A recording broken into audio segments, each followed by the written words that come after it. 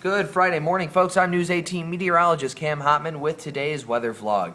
We have been talking about snow the last few days, and finally the snow shows up. We're looking at accumulations right around an inch for Lafayette. Other parts of the viewing area is seeing more than that, and realistically at this point we can pretty much say that anywhere between 1 to 2 inches of snow is the possible total accumulation for the majority of the viewing area. If we're talking further to the north, if we're talking Newton, Jasper, Fulton, Pulaski counties, those areas could actually catch as much as maybe 2 to 3 inches of snow. And the further east you go in the viewing area, that's where you're going to be seeing the most snow. A lot of this snowfall is continuing to move eastward at this point, and we will be seeing some higher accumulations the further east we go, but as a whole, pretty much 1 to 2 inches of snowfall pretty much throughout the entire viewing area. As of this morning, we're still looking at some light snowfall moving in from the northwest. We've seen the majority of the system move east at this point, but we're tracking a nice little round of snow that's pivoting southeast, currently right around the Chicagoland area.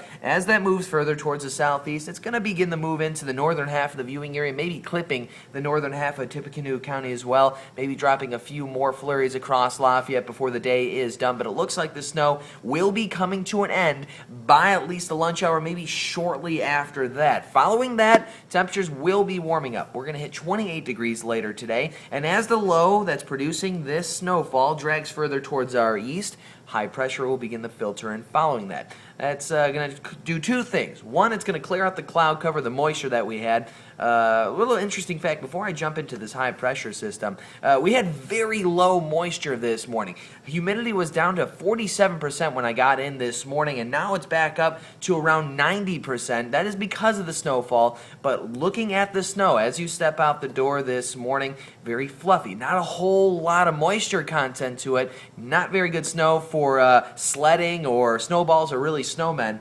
That is because of the low moisture in the atmosphere when the snow began to fall. Now, as the morning progressed, we did see more moisture begin to pop on up, but altogether a very light, fluffy snowfall is what we got, and that could actually cause some problems on the roadways. We had plenty of reports of slide-off so far this morning, and the slick conditions could easily last into the afternoon, because as cars keep going over this snowfall, it is beginning to turn into a ice, or a very slick, compacted snow. So please, if you are going to be out and about throughout the remainder of the day today, just be safe, drive safely, take some time, maybe give yourself a few extra minutes to get to wherever you're headed throughout the next 24 hours, because we will be dealing with some very slick conditions on those roads. Now back to the high pressure system. Going back, that high moving in from the northwest, filtering in behind the low, will do two things. It's going to clear things out. It's also going to cool things off. We're going to be dealing with mostly clear skies overnight tonight, but the temperatures will plummet. We're going to be seeing temps fall all the way down to 9 degrees overnight tonight into tomorrow morning. Winds could be getting up to 10 to 15 miles per hour from the northwest.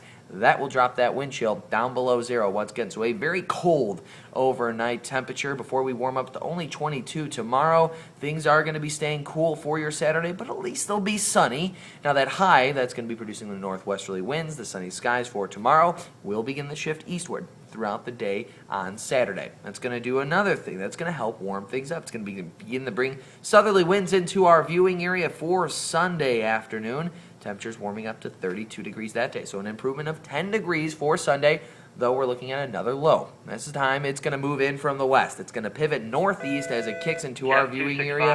And sorry about that, folks. The phone there making some noise. Don't worry about that. But that low, secondary low, coming in on Sunday, will actually move in from the west, pivot northeast. Once it does that, it's going to bring a warm front along with it. That is going to produce some light snowfall at first, and then a wintry mix throughout the day on Sunday into Sunday evening.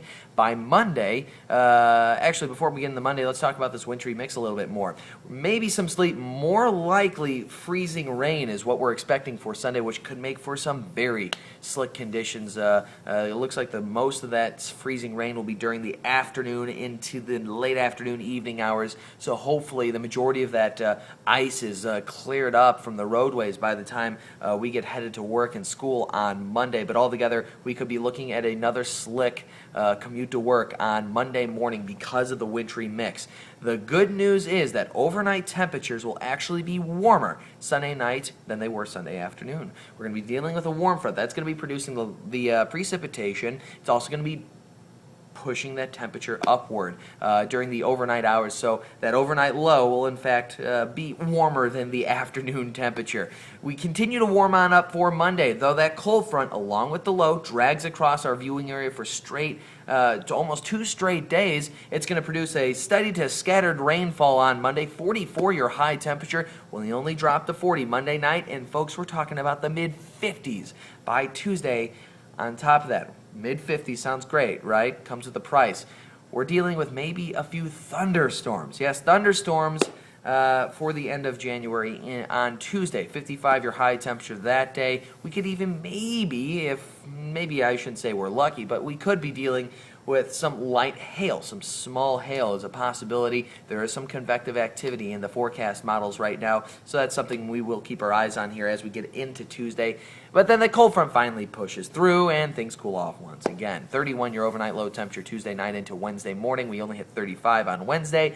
Another chance of flurries to wrap up your 7-day forecast. 26 chance of snow for next Thursday. That's pretty much all I had for today, folks. We will have total coverage of the final snowfall amounts both at the noon and the 5 and 6. Chad will definitely be getting all of his weather watchers and reports in for the 5 o'clock for sure, following all the snow finally coming to an end just after the noon hour. If you have any questions about the forecast, feel free to email Chad, Jesse, or I at weatherteam18@WLFI.com. My personal email address is cameron.hotman@WLFI.com. You can always follow us on Twitter at weatherteam18 as well. That's pretty much all I had for today, folks. I got the weekend, then I'm coming back on Monday. So I will be posting one of these come Monday. So I will see you then. Until then, News 18 meteorologist Cam Hotman signing off.